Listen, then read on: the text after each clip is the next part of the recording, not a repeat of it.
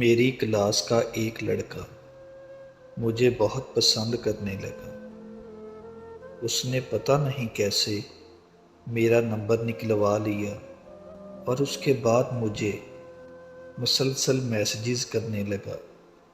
کہنے لگا کہ وہ مجھے بہت پسند کرتا ہے اور مجھ سے دوستی بھی کرنا چاہتا ہے، لیکن میں نے اسے صاف انکار کر دیا کہ میں اس سے دوستی نہیں کرنا چاہتی۔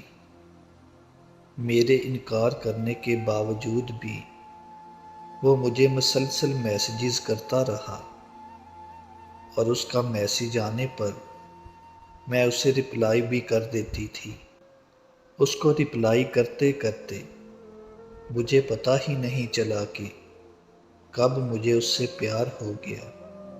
پھر کچھ دنوں بعد اس نے مجھے بتایا کہ اس کی منگنی اس کی کزن کے ساتھ ہو چکی ہے۔ یہ سن کر مجھے بہت دکھ ہوا۔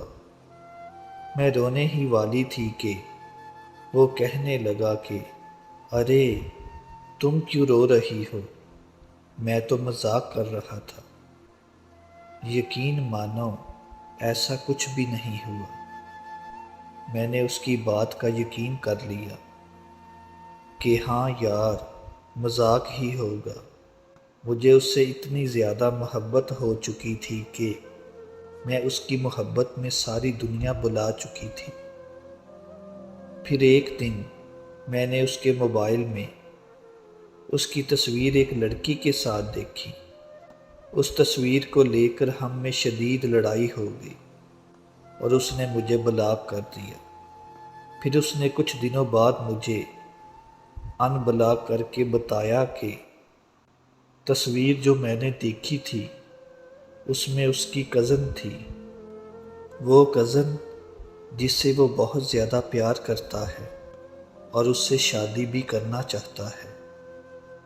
یہ سننے کے بعد مجھ پر جو قیامت گزری وہ میں جانتی ہوں یا پھر میرا رب جانتا ہے۔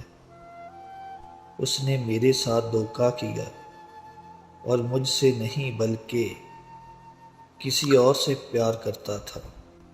یہ سب جاننے کے باوجود بھی میں اس سے پیار کرتی ہوں۔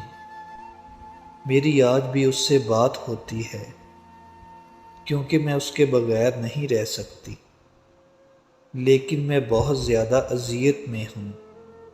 سوچ سوچ کر میں پاگل ہوتی جا رہی ہوں کہ وہ مجھ سے نہیں بلکہ کسی اور سے پیار کرتا ہے۔ میں ہر وقت اس کے خیالوں میں کھوئی رہتی ہوں۔ آج میں زندگی کے ایسے موڑ پر کھڑی ہوں کہ جہاں مجھے میرے مسائل کا حل صرف اور صرف موت نظر آ رہا ہے۔